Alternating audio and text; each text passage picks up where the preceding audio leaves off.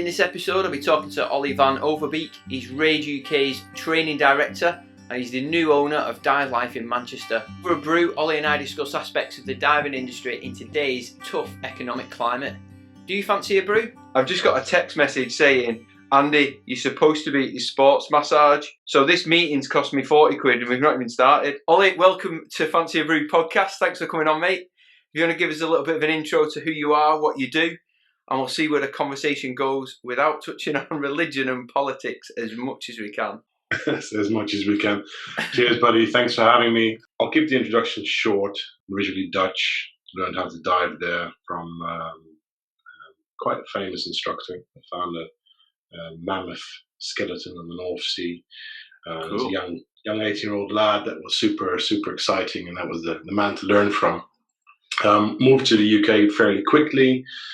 Joined the local visa club, learned loads of them, dived with them for quite some time, traveled the world, did a bit more diving, eventually ended up doing a PADI instructor course, did that for years, fell in love with their sort of technical element of diving, then was looking for something different and ended up at RAID. Dive pretty much anything on a regular basis, from singles to twins to side mounts to rebrievers to different types of rebrievers. I guess my main two passions for diving are education. I love teaching, but I also love working with instructors and working with manuals and see how we can, further the way that we do things and improve what we're doing. And the other side of that coin is to go to places where not too many other divers have been. It's sort of, I guess, little boy fantasy, going to an abandoned building that you've never been before because it's exciting, And I'm not really the kind of diver that would enjoy doing the same stuff over and over again. I get bored quickly. But luckily, there's a whole world out there with plenty of things to see. So, at the moment, I own Dive Life in Manchester. I also part-time work for RAID UK as a training manager, training director, and I also work for RAID International behind the scenes on some course editing, some standard editing, and a little bit of manual styling and what have you. So I keep myself busy. So you're very well engrossed in the diving community, from what you tell me there. Yeah, I guess so. I mean, someone described me recently as the man that came out of nowhere, which I guess is true, because really, I mean, if you look 5-6 years ago, I really wasn't involved in the dive industry at all. I mean, I was diving quite a bit, but I wasn't active as a pro. Well, that's not true. I was teaching, but I wasn't an instructor trainer yet. But I wasn't really that active, and I certainly wasn't working with an agency. So, right. I would say in a relatively short time, I've managed to sort of get my finger in many pies. Is it an easy work-life balance? Because for me, as much as I enjoy diving and doing this podcast and doing stuff on YouTube, I still have a normal day-to-day job, and much like you said earlier, I get bored doing the same thing regularly. Do you find it hard getting the two? There is no work-life balance. It's pretty messed up, actually, to be honest with you. I'm really taking some active steps in my life to try and enforce that work-life balance. Yeah. One thing I've done is I've gotten a second phone. I know that sounds dodgy, but like the work phone that goes off at 6. Because it's not that, customers sometimes message you, or colleagues message you, or people ask you questions, or you ask other people questions, and they're just really trying to segregate, when my work day ends and my personal life starts. It's really hard because, we roll into an industry like this because we love diving. And, you know as well as I do, when you go to a bar with your dive mates, what do you talk about? Talk about diving. Yeah. When you got friends over for dinner, what do you talk about? You talk about diving. So imagine that almost all your social contacts are in the same industry. It's like you can't escape from it. But you have to, because anything can drive you crazy, and you don't want diving to do that when it's your passion. I certainly understand your analogy of like this little boy's fantasy of going to abandoned spaces. I spoke to Aaron Arngrimson, who runs the Dirty Dozen Expeditions. Do you know of him? He goes out to Truck Lagoon and all this. Yeah. And he's living in Ukraine at the minute, right near Chernobyl.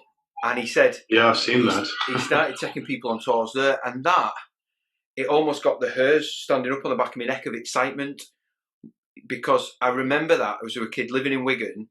There's loads of old abandoned mills, and as kids, that's what we used to do. We'd nip in there and have a look at them, much like going on a wreck is now. But for me, exactly, being quite new to diving, I'm not really doing that exploratory type stuff, going finding new things, while I'd like to.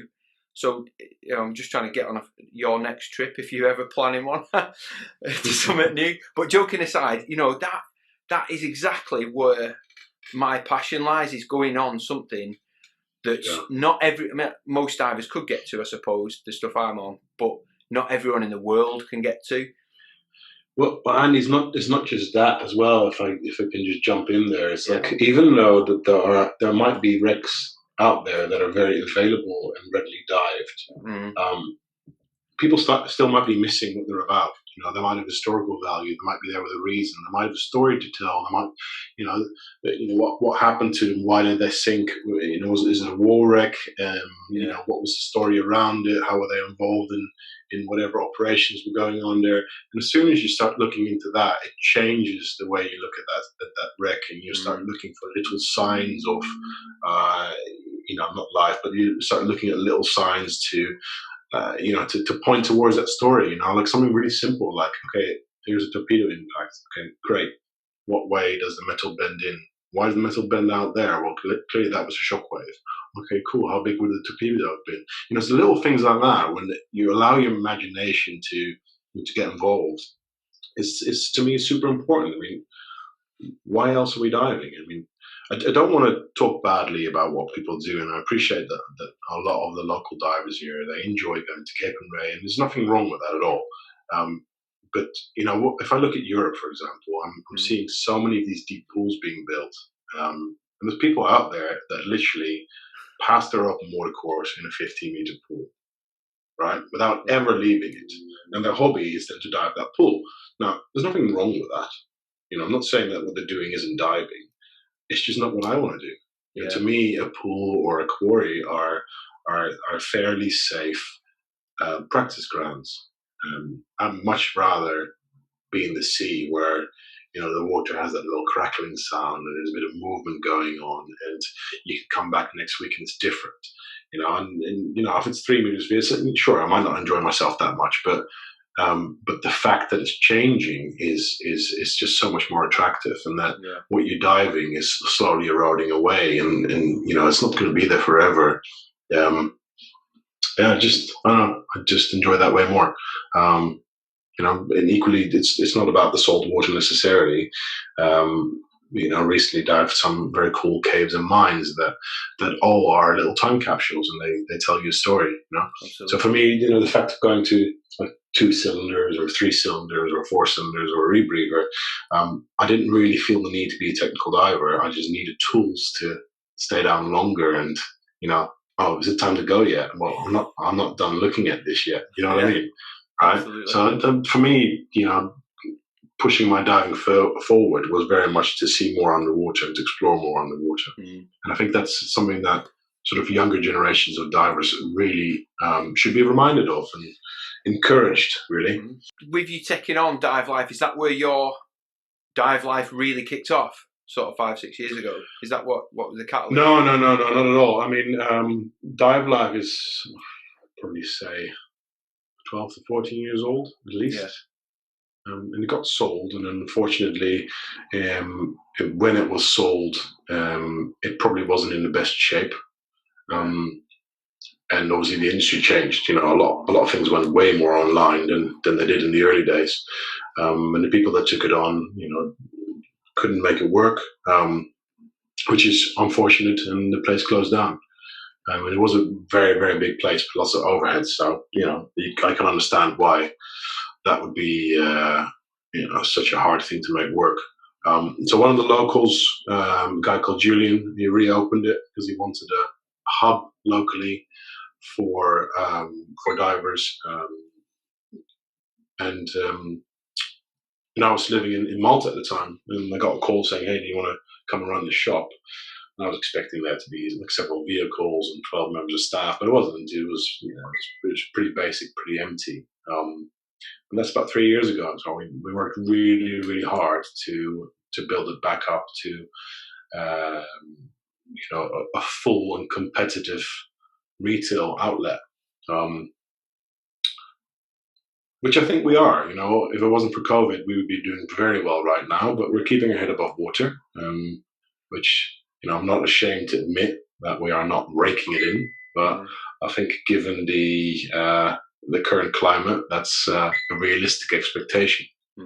Rather than going to the bank with the notes. I don't think anyone's doing that right now. We obviously saw Simply Scuba go down and then being bought again. There are difficult times in the industry right now, for sure. Well, it's funny you should say. I was in our town centre yesterday. I had to go for an eye test, and I've always been proud to be from Wigan because I like Wigan. Most of the people I know are from Wigan. Blah blah blah. But I was pretty ashamed looking at the town as a town centre. It was just falling to bits, and I guess it is because of like the Amazon and places like that are making it very hard for the retail market to sort of compete, aren't they? So it must be for sure, for sure. I remember having a conversation a couple of years ago with Gary Dallas at our local here at Ekidelf, and saying, how do you make it pay? Obviously I didn't know him very well. I didn't know how many fingers in different pies you perhaps need, almost like a balancing, juggling act, isn't it? To try and keep, while one person's not paying, the next person is, and it's got to be so hard to balance. I mean, I'm lucky. I work for myself, but I just do one thing that pays, really. Well, that's why I got the shop, mate. I mean, teaching has always been my main thing. But I thought, I'm mid-30s now. How long have I got left until I can't do this anymore? Realistically, 55. You'll start slowing down for sure. I know there's guys out there that are in their 60s and they're still doing it, which is impressive for certain. But let's say at that point in time, I had, 20 years left. Do I want to be running around the world teaching courses here and there? Yeah. So I thought, well, if I buy the shop, if I take the shop on, at least I can build something in the background. Yeah. So it's taken a lot of my time and effort in the last few years, as well as doing some of the RAID work, and it's gotten to a point now where it's not standing on its own two legs, but it certainly doesn't need as much input from me anymore. Yeah. When I've just been away to Malta for 4 weeks and I've got 2 weeks of quarantine, so I've not physically been in the shop. By the time I'm done, I want to physically be in the shop for over 6 weeks, which is like a massive step for me. But it's gotten to a point where it's a bit more self-sufficient, and I can spend a bit more time doing training, which is what I like. It's what I love, really. I was just going to touch on, though, I suppose it's good that you can have collaborations with like our mutual friends at Frogfish, Caroline and Nick. They did they did a light show at your place a while ago, didn't they? They did, yeah. So things like that, it just keeps the interest of people turning up at your door. Oh, I didn't know you did this kind of attitude. And then from there, you build relationships and friendships and customer bases and all that kind of stuff, don't you? So it's all good. Well, we were talking earlier before we got on the call, and I think there's a few things that need to happen that are absolutely crucial. I think that as an industry, we need to stop pretending we're 20 years ago. I think that's probably the biggest issue. There is no need for 150 dive shops in the UK, is there? There isn't. No. There's no need for it.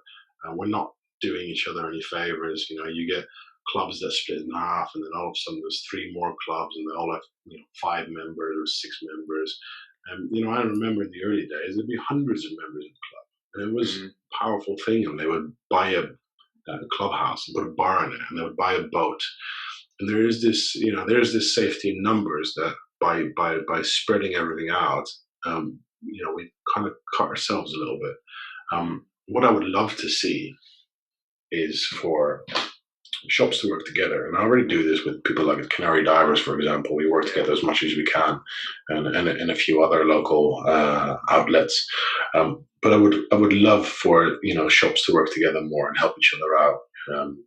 And, for the smaller ones that might not survive this, there's no reason or need why you can't find a home somewhere else. Why shouldn't we have maybe 10 large centres in the UK, all of which have multiple classrooms, a beautiful pool on site, a large range of equipment, and all of that, and have those as hubs or facilities where you can work from, like a sports centre almost. And it's something that I'm playing with Dive Life already. I've decided that I don't want to employ instructors anymore. The traditional model of I give you 35 quid a day, you work your ass off with 12 students, and hey, they all win, sort of, right? So what I want to do is a little bit more how we do things when I travel to Malta, for example. I'll make a deal with the local dive center and I say, hey, I want to work on your license. I want to use your facilities. I want gas, and I might want to use some equipment, and I might use one of your vehicles, for example. Also in the UK, you probably wouldn't borrow a vehicle. Yeah. You'd use the pool and you use the equipment, and you'd make an agreement with the dive center owner or manager, and you factor that into your cost. So why can't we in the UK? So you're saying you're a new instructor, right? Yeah. Why couldn't you take your students to Dive Life, where you pay a certain amount for your course fee, to use the pool, to use maybe our insurance, our classroom, our equipment, etc., right? So why don't we, as a shop, enable your micro business to run without you having to have large overheads and without you having to go underground and do it on your own, which would then probably make you cut down the price of the open water course, and now you're competing with me, but you're not necessarily offering the same product knowledge and custom support, and now the entire thing falls apart. So why don't I bring people in and say, hey, we're going to give you a little home. Everyone needs to sort of be in the same pricing range, unless the product is vastly different. We'll give you instructor discounts. We'll give you high commissions on anything you sell in the shop. We've been working on a front-facing terminal that these instructors can use. We'll cover you with the insurance. We'll give you whatever you need, and you pay us a fraction of what you're doing. Now, the reality is, yes, you would become responsible for moving equipment around, but on the flip side, if you're taking 95% of the profits, you're going to keep coming back, aren't you? Yeah, but now you're getting money into your account, and guess what? You're going to go like, do you know what? I need to be a dry suit instructor. Right, can I do the dry suit instructor course? Of course you can. Here it is. And then you're going to go like, all right, I've been doing technical diving for 2 years now. I want to be a technical instructor. Why should that be coming from your main job when it can be covered by the income you have from your diving micro business? Absolutely. It's a good business So model. my view is, as a shop, why do we need to be that greedy where we have to take all the training and all the equipment? I'd much rather give the training out and have 10, 15 active instructors that come to us with their clients, and they will end up buying equipment anyway. But we have a large hub of people now that can all book holidays together. Now we're getting nice, decent group deals. Yeah, we have a great atmosphere, a great vibe between everyone. And we're going back to that sort of club structure almost. Yeah. And I'm just trying to think of a way of moving forward, from a retail outlet and from a teaching outlet point of view, rather than keep doing what we've been doing for the last 20 years and pop shops up every 150 meters down the road. I've been doing some YouTube sort of training. They have like a creator academy, and one of the things they really push out is these collaborations. So for me to talk to you, I'm learning. For you to talk to me, I'm promoting your business. But yeah, and I'm learning as well, mate. I don't kind of like how sometimes it does end there. I like developing a bit of a working relationship, a friendship, if I can, with some of them. And I find some people just, that's it for them. They're done. They've pushed it out to me. That's it. Whereas where you're talking, that business model, it's going to continue to grow, isn't it? Whereas mine can, if I don't keep that relationship going, sometimes I find it can become quite stagnant and it burns out. So for me, I have to keep plodding at this. Whereas I do see there's some longevity and scalability in what you're saying, that it would and should continue to grow, because the people you're being trained through you, would eventually come back to you for either more training or as instructors to work through you or trainers through you. So it's absolutely a great idea, I think. You know, collaborations in this day and age are healthy, and people need to see it as that, and it's not competition. Yeah. Competition's healthy. I had a conversation with someone recently, and we were very concerned for the industry with a lot of smaller shops, businesses closing down. And it's not necessarily that they are not making any money right now, but they might not have made any money for ages, and they might have been sponsored by the lead or multiple lead people and taking a cut from their own normal day-to-day wages and pumping it into their diving business. You know, if your diving business can't sustain itself, then what's the point of having it? You know, what's the point of paying to have a shop as a hobby that's just costing you money? I mean, I don't get that. It would work quite well for the industry in the long run. But then I also understand that a shop owner doesn't want to give up their income from teaching. Yeah, you know, it might be essential for them. I suppose it's kind of showing them that what they're getting now is nothing compared to what they could be getting if they change. Well, exactly, but that's a long-term thinking, Andy. Yeah. You know, you're getting it, and that's really cool. But a lot of people will go, "No, I can't do that. I can't do that. I got to pay the rent next month." I would quite happily sacrifice a certain period of income, because let's be realistic. There's not a lot of training going on right now. So if you're ever considering doing things differently, it's right now, isn't it? Absolutely. Right, let's step it up. Let's get on to more sort of things that are going to make you smile. Spicy subjects. What really gets Ollie going? What is your dive? If you could have a dive in a million and you've got to go on it and it's what you want to do, what would it be? Oh, mate, you're going to be so disappointed. I don't know, maybe. It's really not about the dive. It's about the people I'm with. Okay. Tell me about it. Yeah, we were in Plymouth like a month and a half, 2 months ago. And I was diving with my mate Paul. We were just assing about like two 21-year-old boys. And there were shallow dives, like 35 meters or so, and a little bit of deco there and whatever. But, you know, it wasn't serious. It wasn't planned. It was just laughing on the boat. I remember someone said to me, "Why are you grinning?" I said, "Because I'm standing on a boat in the wind and I'm about to go diving with my mates." It's just, there's nothing better than that, you know? It really doesn't matter what I'm seeing at the bottom. And we had a bit of a laugh because, you know, he couldn't get through one of the swim throughs because he had a cramp, and I was laughing like an old man. And it's gold. It's absolute gold. And I said to him afterwards, and I was like, "Dude, when is the last time we've done something like this? If ever, you know? Why are we in this industry if we don't go out and enjoy our diving?" And it doesn't have to be, you know, 60, 70, 80, 90, 100 meters deep, really serious stuff and scooters and lights and cameras. And it could just be a 35-meter dive with your mates and a couple of beers afterwards and just lame jokes and a little bit of abuse. And it's beautiful. And I want to give whilst I'm on the call, I want to give a little shout out to you know, Ben Kellett and the other guys at Indie Diving in Plymouth. Yeah, I know Ben, yeah. Absolutely spectacular. You know, can't recommend them enough. So, credit is due. I've tried to get Ben to come on here and he keeps ignoring me. So if he does listen to this, Ben, I want you to come on here and have a chat. Because I wouldn't say I know him dead well. Give him a nudge, but I'm not sure if that will help or deter him further. We'll see. But I'm down there, as you know, next week. So whether we're diving with them or not, I don't know, but we'll see. So you should do, mate. You should do. Yeah. So getting on to the more sort of serious stuff to do with diving, and kind of how we got introduced. Was you developing a dry suit? I was down in Plymouth, funnily enough, and I was on Ben's boat, and there's a lad called Damien. I'm sure it was Damien, and he had one of the Predator Evolution dry suits on. Yes. I've been in the market for a new suit. I'd had a Northern Diver one. I'm not taking anything away from it. It was great, but it just didn't do everything I wanted to be able to do whilst I was in it.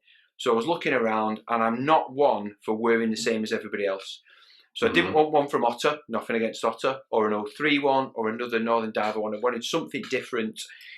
Right. And when he got on the boat, not only did he look quite cool and suave the way he was cutting around the boat like he knew everyone, and it turned out he did, but it kind of looked kind of cool. So I'm like, mate, you Yeah. need to tell me, what is that dry suit? And we started talking. I got in touch with Dennis, looked at his website, and there's a picture of you there. And I'm like, who's this? So then I went down, seen Dennis, had a banana, I think we had a banana cake and a brew, and he measured me up, and then, you know, a while later, we got introduced through, again, our friends at Frogfish, said we should have a chat. So tell me how you got involved with that. Well, and Dennis is an absolute genius. Let's just get that out first. I used to live in Bournemouth, so he was down the road from me. Right. And my first made-to-measure suit ever was one of his original suits, which at the time what was he developing it with? Some of the GB guys, I can't remember. I dived it, and I dived it, and I dived it, and I still got it. It's completely brown by now, but it's still going. So any minute. And I walked in, and I said to him, you know, Dennis, what are you doing, mate? And he's like, oh, you know, I'm just doing this, doing that. And I was like, what did I say to him? What are you doing for 2017? He's like, well, nothing. Why? I was like, no, you got to do something new. No, I don't want to do anything. So I went on my phone, I put a post on Facebook saying, just talking to Dennis about the new suit for 2017. Yeah. And then he called me going, you absolute bastard, the phone won't stop ringing. He's like, well, I thought that's what you wanted. Yeah, but they're all asking for this new suit and I haven't gotten anything. So, as you know, he's got this picture of the old Predator from the Arnold Schwarzenegger movie on the wall. And I'm like, just make it look like that, it'd be cool. And he's like, well, I've been looking at this armadilloing, and that's how it started, really. So he made me a prototype suit. I flew in. I was doing some teaching at Bobster. I flew in from Malta, where I was living at the time. And he waited for me at Bournemouth Airport with his hands out and a suit in his arms. And he's like, this is the first one. You know, and he did everything I asked him. You know, he made the underarm panel a little bit different. He made me like a boy shorts reinforcement, because quite often I'm quite short, so quite often I find myself sort of half sitting on the edge of a platform, you know, pre-breathing or something like that. So that area was wears pretty quick for me, and he got all that in there, and he remade the pockets, and it's just superb. And when you get your suit, you'll find it to be very tight, and it's very nicely shaped to the body, and you'll find that there's almost no air trapping in it. It's an absolute genius design. So yeah, I still got my old Predator, but not the new one anymore, because I'm very active in teaching. I need two good active suits at all times. Yeah. You know, so from a shop point of view, I've unfortunately sold my soul and gone mainstream with the beautiful Santi suits. But you know, and it makes sense because we turn them over quickly. Where Dennis will take longer, but that's what you get for a bespoke, unique product. Sorry to interrupt this episode to drop another plug for my Patreon account, but I do spend several hours on each episode in the search for new guests, the recording, the post-production, the advertising, and sometimes days on my YouTube videos. So to help me keep up with its production and the frequency of releases, I'm asking for you to become a sponsor and Patreon of the Are You a Scuba Diver? Fancy a Brew podcast. When you become a supporter, not only will you have my undying appreciation for helping to support the podcast, but you'll be able to take advantage of some of the many tiered benefits that come with it, some of which includes official merchandise. If you'd like to become a patron, go to www.patreon.com/FancyABrew. There you'll see all the many levels of subscription and how to join the Fancy a Brew community. And on that note, I'd like to give a big shout out to my two newest patrons. There's Fraser Retson and John Kennedy. Without you guys, I couldn't really afford to keep this up for much longer. So thanks for your support, really do appreciate it, cheers. In addition to that, I'm really happy to announce that Northern Diver have now become an official sponsor of the Fancy a Brew podcast and Andy the Northern Diver YouTube channel. So look forward to some more collaborations and work with them. Thanks guys, I really appreciate that help, cheers. So without further ado, let's get back to this episode. I've had mine for probably at least 2 years, perhaps touching 3, definitely 2 anyway. And touch wood, I've got no dramas. My only issue is I wish I'd have chosen some better colour than just black with a little bit of blue piping, because I'm sick of black now. I thought black was the cool way, and then I look round and go, I want to be a bit more like everybody else now with a bit of colour, but I can live. Well, mine was a dark grey, and it looked really nice when you're coming out of the water and it's wet.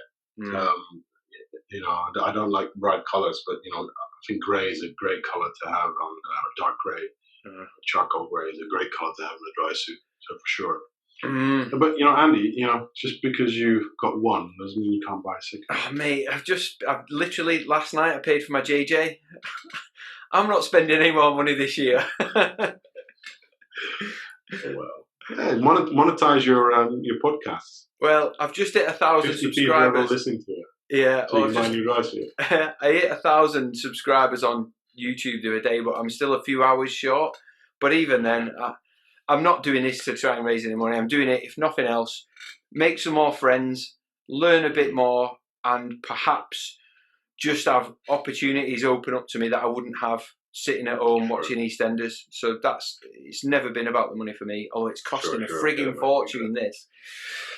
Right, so diving, obviously both of us have got a bit of a passion for them, which is why we're kind of talking about this. And I've not been diving forever, as I said to you before, maybe just short of 5 years now.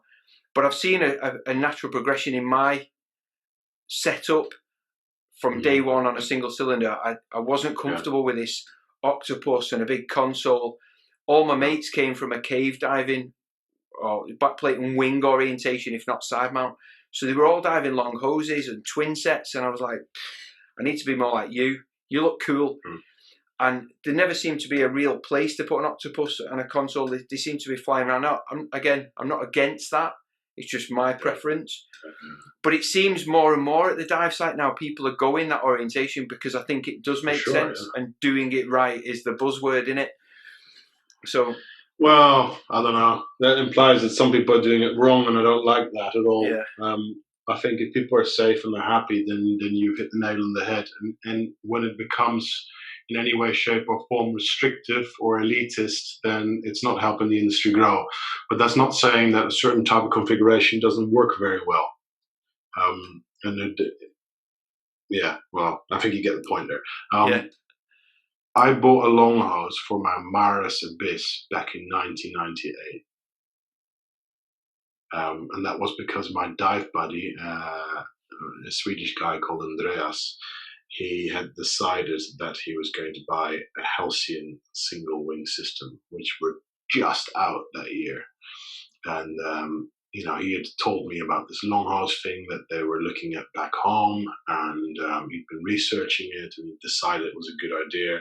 I'm like, great, I'm going to get a long hose as well. And they were horrendously expensive. I mean, 2.1 meters of hoses, super expensive to buy. Yeah. So we both had a long hose, and oh my God, the amount of comments, mate, are you going fishing? You're going to choke yourself. It's dangerous. That will never catch on. Yeah. And then I traveled the world, and it's the same thing everywhere around the world.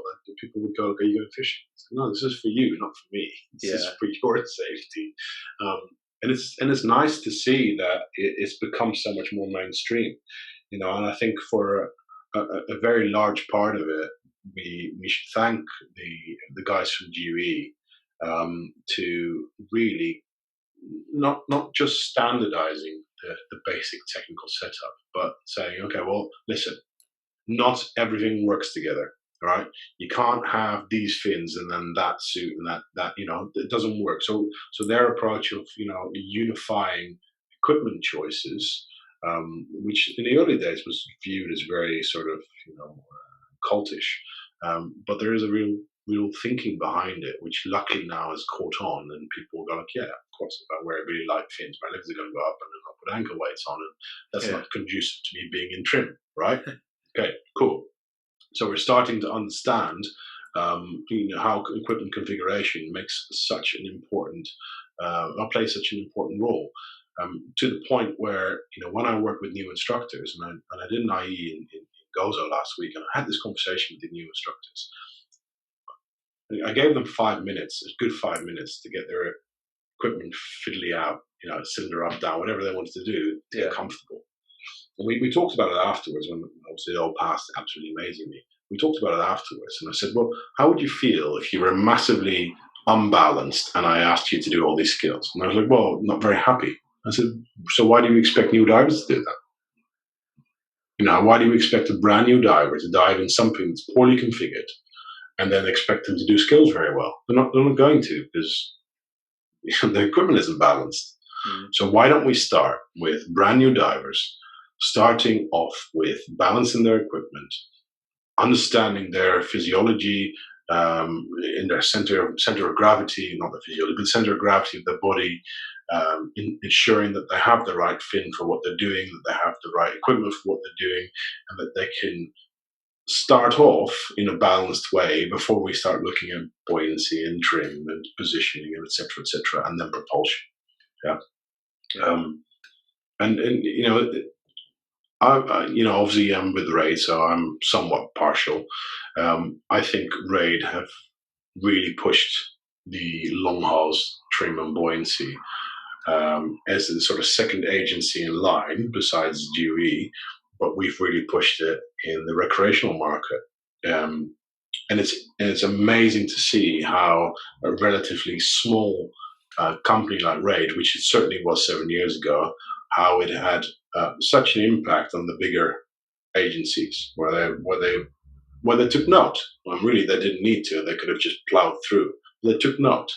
And the industry is changing, and it's a very exciting time.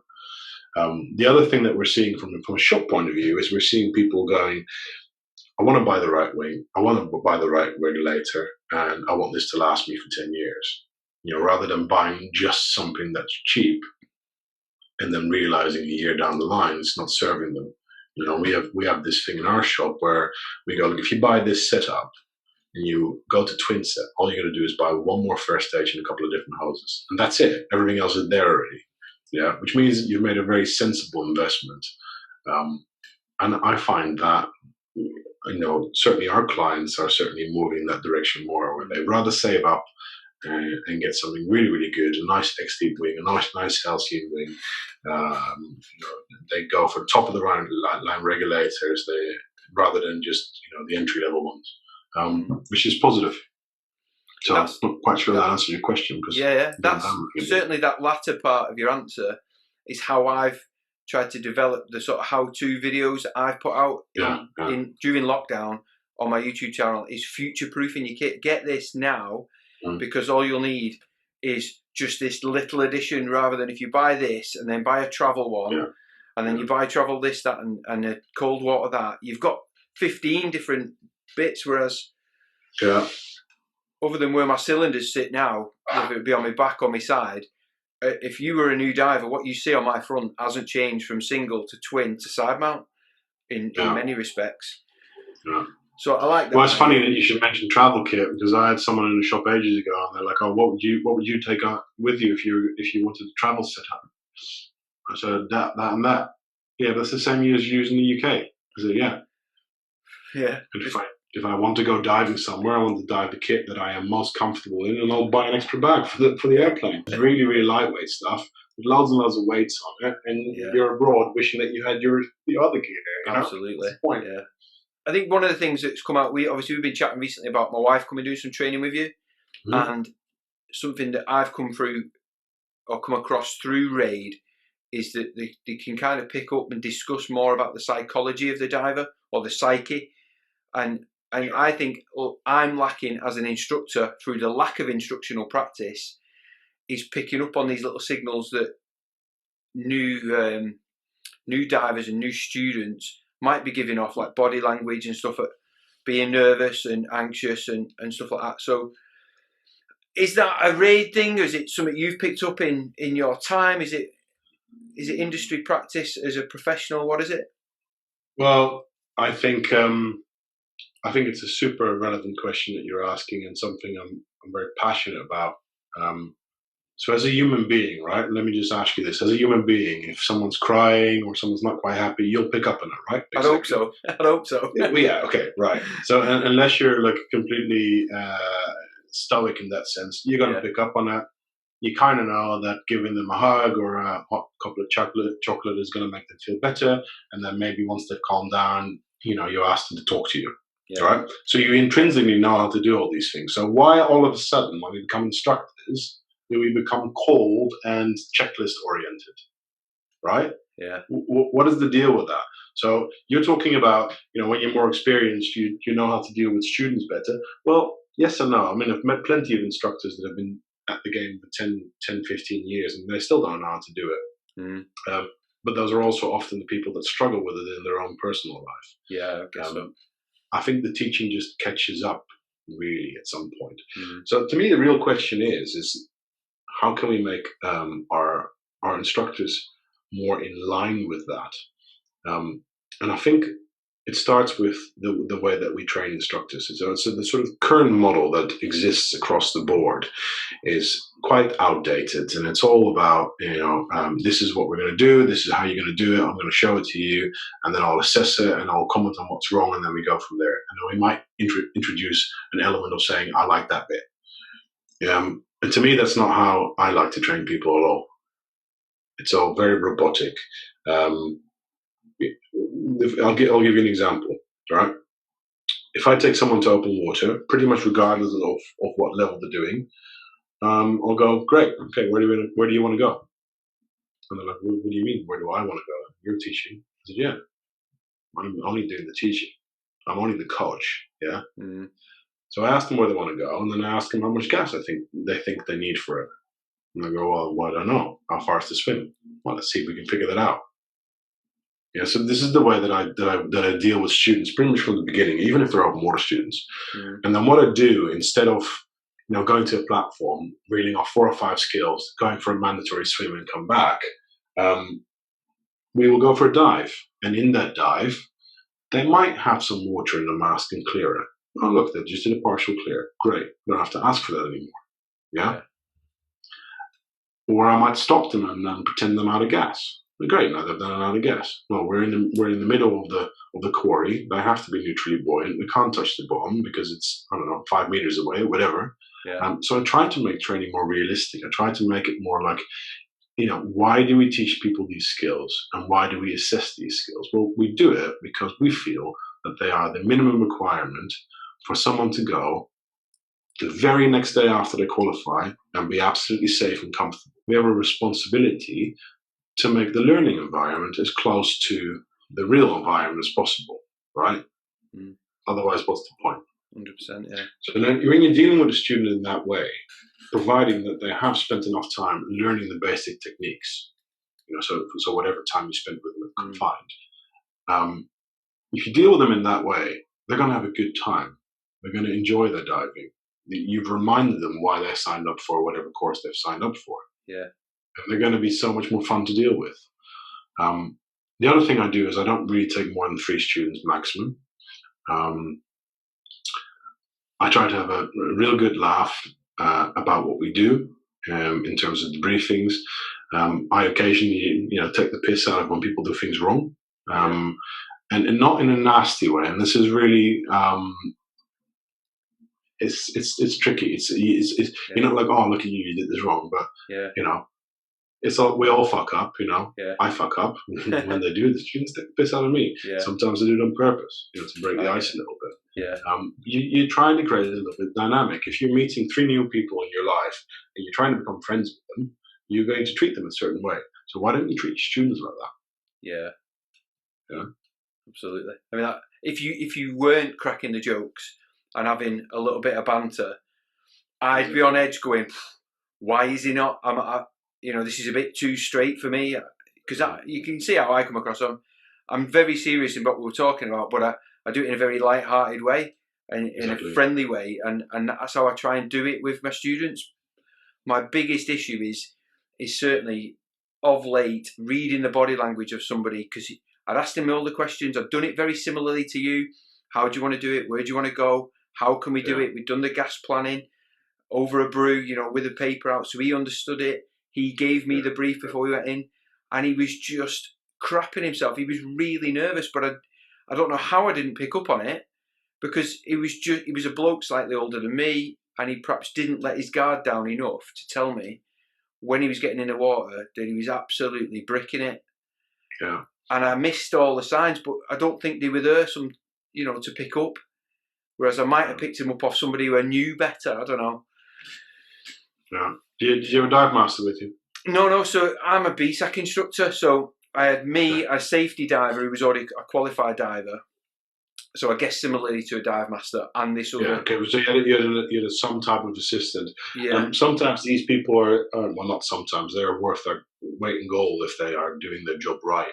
Yeah. I find that quite often students that are nervous are much more willing to open up to them than they are to you, because they're closer to their level and they don't put them on a pedestal as much.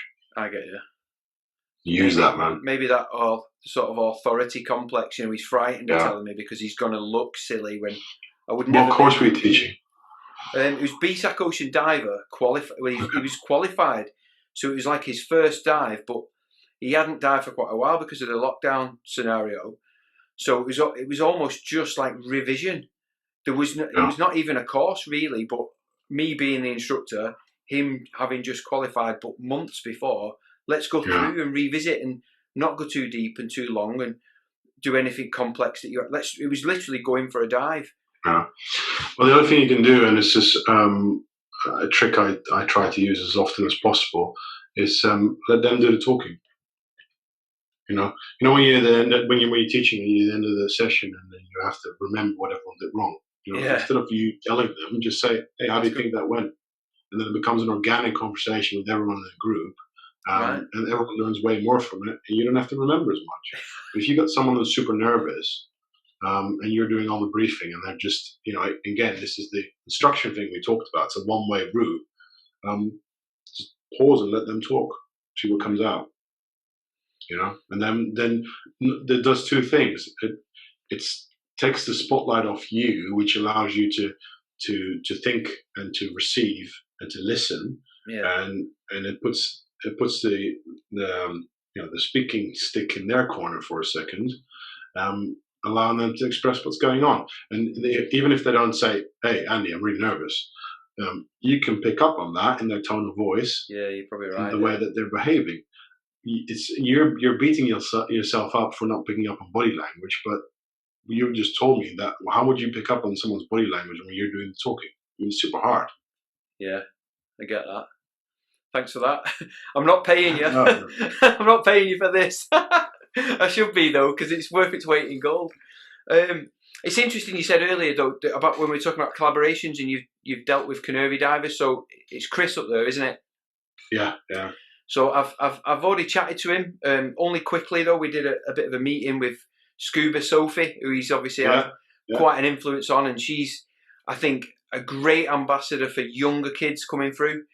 And I use that term "kids" quite strictly because she is only very, very young in comparison to a lot of the youth divers that are in late teens, early 20s. But I think she's fantastic because I've got 3 daughters and not one of them are interested in getting in the water, whether it be just paddling at the beach or whatever. So I think she's fantastic. But do you see that coming through a lot more yourself, like through your dive shop and your dive centre and your training? What, I mean, younger divers? Yeah, real young ones like.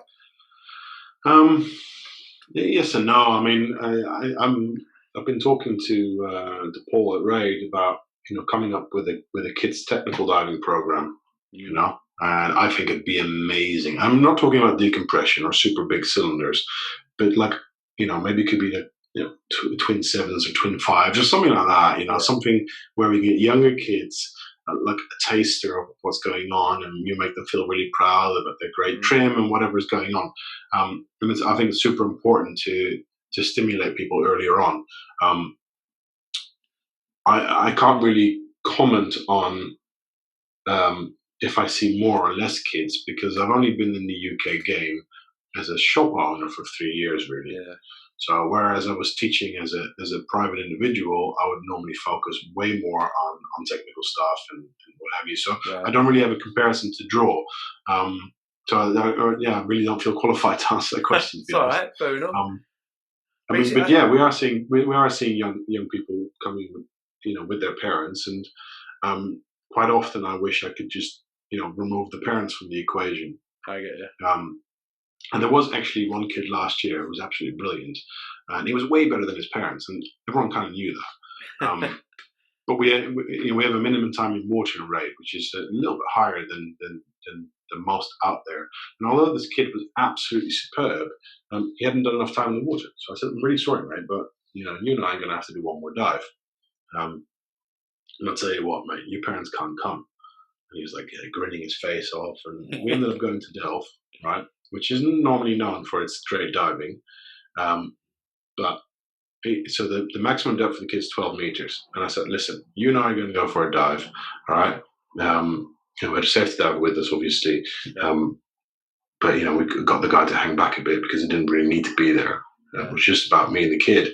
We're like, okay, right, you're not allowed to go deeper than 12 meters, even if you see the rope a little bit deeper than that. So he stuck to 12 meters the entire dive. And then when we came back, and the visit was great, by the way, when we came back, I had one of the other guys on the surface have fish food ready, right? So we had a whole bag of fish food, whilst the two of us were in the water. Yeah, we had all the fish coming towards us, and I just put a bit of fish food on his head, and they're eating it off his head. And, I was like, it was the best dive of my year. It was the most enjoyable dive I had the entire year. Awesome. And that's saying something, It's like if we can inspire the young people, even if they never dive again, if that's a an experience that they take with them and go, when I was like 12, 13, I met this really cool guy, and he went out of his way to do this dive with me. I'd like to think that it might make someone a better person. I'd like to think that it might have long-lasting effects. Yeah. And we have this absolutely beautiful underwater realm that we can share with other people. And to me, that's still the primary, the fact that I charge for a course is because I have to, because otherwise I can't pay the rent and the electricity and, the occasional glass of wine. Yeah. But the primary is that we wanted to share the underwater world. Mm-hmm. And I think it's super important not to forget that. Whoever you're teaching, but especially kids. Yeah. If we want our industry that we all care about, if we want that to move forward, we have to do things a little bit differently. We're going to have to, open our arms to our neighbors and say, hey, cool, let's see if we can do this together, and let's see how we can both win rather than both suffer. Yeah. And this COVID, whatever your personal views on it are, it has made life very hard. It has made business very hard. And it's a unique opportunity that we'll never get again in our lives, I hope, to redesign any part of your life, whether it's your business or your personal life. But if we just get that back to the diving industry for a second, I would love anyone to take me up on this. And I made a post on Facebook the other day saying pretty much the same thing. I'd love anyone to take me up on this and say, hey, I want to work together. What can we do? Yeah. Don't think that if you are a PADI instructor or whatever other agency instructor, that you can't come and operate from our shop. It's not like that. I want passionate people that enjoy what they're doing, and recognize that they are bringing a value and that there's a charge for that value. And I think if you're confident about what it is that you're doing, then you also don't feel like you're robbing people by charging them. Because you're not. Think about it. What's an open water course these days? $450, $475, $500. What was it 10 years ago? What was it 20 years ago? How has everything else in life become more expensive? Yeah. Diving is not expensive as a hobby, on the grand scheme of things. You compare it to something else that requires similar level of training, kit investments, like taking your pilot's license or stuff like that. It's not an expensive hobby. But that's just my view. This is miles deeper than I ever expected this conversation to be. I thought we were just going to be talking about something else, and I'll be honest, mate. It's really, really good. I like it. I've certainly thought about things in a different way, and can compare a lot of changes I've made in my life. If you take those divers, you said that just do the ropeway every week at Ekidelf, or just go through the plane to the new plane to the Podsnap and back every week at Cape and Ray. They might have two reasons for that. Maybe they've not got enough time to do much more else and go, off to Anglesey for the weekend or whatever. Sure. Or maybe it's just their temperament. That's their excitement. They've hit their limit and they're happy with that. It might be their absolute escape from the rest of their life, where they do not have emails, they do not have text messages, they don't have phone calls, they don't have to mend the fence or paint the wall or whatever, you know. It might be that absolute escape. And you know what? You asked me earlier what was your best dive, and I basically made it about the people I was diving with. Yeah. It could be that. It could just be meeting up with your mates, doing something, having a burger, going to the pub on the way home. Yeah. And if that's what we want to do, then there's nothing wrong with that. No. I'm just saying that to me, that's not what I enjoy doing. I enjoy exploring. I enjoy sticking my head somewhere in a hole and go, what's in here? You know. Yeah. Well, that's what I was getting at though. There's those people who have reached their sort of peak or their limit doing that, and then there's those of us that I've got that spirit of adventure in a different avenue, and then in business the same. So I've taken this on as a sideline to my business now because I can. Whereas some people, like you said, with dive shops, they're so conservative in their mindset. They don't want to go left or right and just explore and see what's out there because it's just not them, is it? But I get it. I do. I'm a big believer of what your sort of business model looks to be. Well, this is why I kind of reached out to Chris in the early days because he's young. You know, we need younger people in this industry. We need younger people in the agencies. We need younger people writing the course materials, or at least have an input on it. We need younger people in the shops. We're not gonna grow this industry by embracing what we've been doing for the last 20 years, and there's no need to change it. I guess the next question is, where are we going diving? The weekend that you're taking Ali up to Cape and Ray, I'm back from my rebreather course, so I need to start drumming up them hours quite quick. So I'm not going to come and hamper your diving, but I might come up Cape and Ray that weekend and just hang around with my camera and try and smash some hours out. Let me and her have the first 2 days together. Yeah. And maybe on day 3, if everything's going absolutely swell, then if she feels comfortable, then by all means come and join us for a dive, and then she can swim circles around you backwards. That'd be fun. I'll friggin' hate you if she does. Well, as long as I never. Right, mate. Well, I'm going to go and get some dinner with her now. That's good, mate. I appreciate your time. Hope you have a good weekend, whatever you end up doing. I'll see you soon. Anytime, brother. I'll see you later. Cheers. Cheers, buddy. So that brings us to an end of episode 43 with my friend Oli van Overbeek. Links to all the things we discussed are in the podcast notes. You've been listening to Are You a Scuba Diver? Fancy a Brew podcast with me, Andy the Northern Diver. You can find more scuba related content on my YouTube channel. The link is in the podcast notes. If you've enjoyed this episode, please consider subscribing and leaving us a 5-star review. And to become a patron of the podcast, visit www.patreon.com/fancyaBrew. There you'll be able to see the different levels of subscription and how to join the Fancy a Brew community. If there's someone or something you'd like us to discuss, please let us know via our Facebook page. Thanks for listening. See you on the next one.